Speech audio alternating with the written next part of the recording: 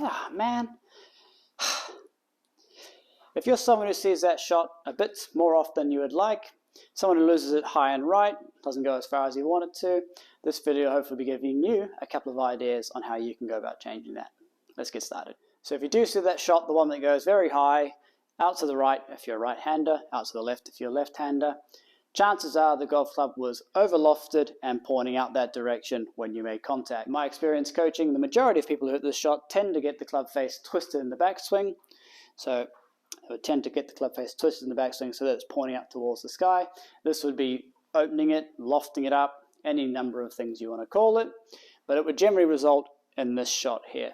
So really simply, if you are someone who tends to twist the club face towards the sky in the backswing, what we want to have happen is I want you to try and feel like you're doing the complete opposite. So it does feel really weird, and we're going to do super exaggerated to start off with. So we're going to feel like, as we swing the club back, we want to feel like that club face is super twisted down to the ground. The reason we're doing this is because if you're so used to twisting that club face up the sky, we need to feel like it's twisted down to the ground to generally get it somewhere near where we want it to be.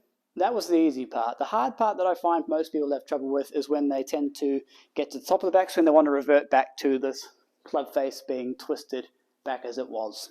Okay, so the real key here is once we get that club face in position feeling like it's really twisted down to the ground, we want to feel like when we get to the top of the backswing, that club face is now pointing up towards the sky. If we can get that club face pointed up towards the sky and hold it in that position, so what I mean by hold it is not revert back to our usual position at the top of the backswing, we're generally going to see some different ball flights. Now, if we can exaggerate this to start off with, we can then calm it down. So what I'm going to do, I'm going to hit a couple of shots here, show you the exaggerated version.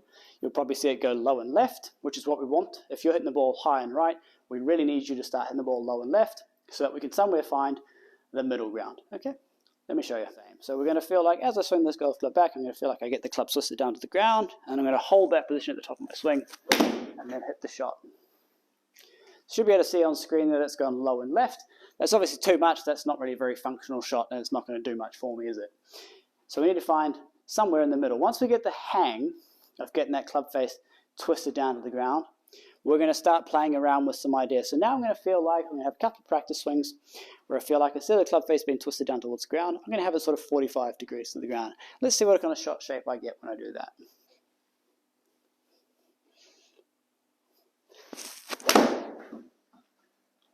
Cool, so that's a bit higher. Definitely a draw, which is my natural shot shape. Okay, so as someone who's a natural drawer of the golf ball, I probably need to feel a bit more exaggeration the other way.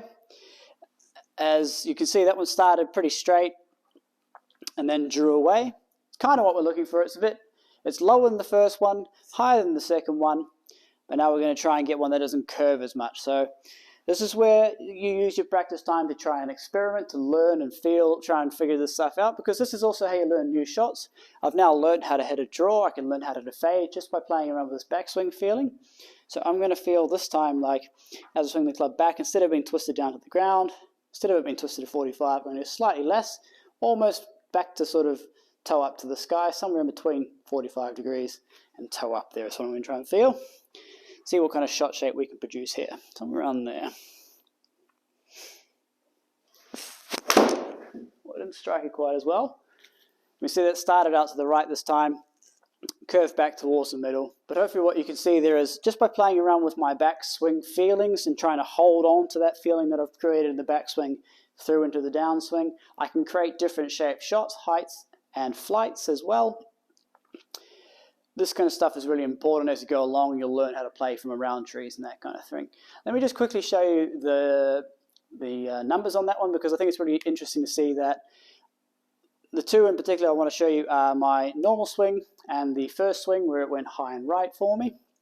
What you'll see is that I'm not necessarily swinging the club any faster. I'm actually gaining ball speed, so the velocity of the golf ball exiting the golf club.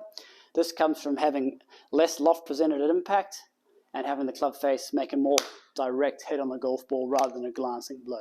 Let me show you what I mean. What you'll see here is I have my shots. I got the first one up the top here. That's the one that went high and to the right. The number to look at is efficiency. What we're seeing there is 1.13. So if I swing at 100 miles an hour, I would expect to get 113 miles of ball speed out of this one here, which is the first one I hit. Then the one that I did was my more normal swing. You can see I swung actually slightly slower, about half a mile an hour slower, but I got 1.32 efficiency, which would mean if I was swinging 100 miles an hour, I would then get 132 miles of ball speed out of that swing, which in turn equated to, I'll just hide these other two because they were the two in between ones, which means that I got 15 miles an hour more ball speed, which equated to, let me just find it over here somewhere, oops, 31 yards of difference in terms of how far it went in the air. Play around with those ideas. I hope you enjoyed the video. Please let me know if you try it out and how it works for you. I look forward to seeing you all again soon. Thanks. Bye.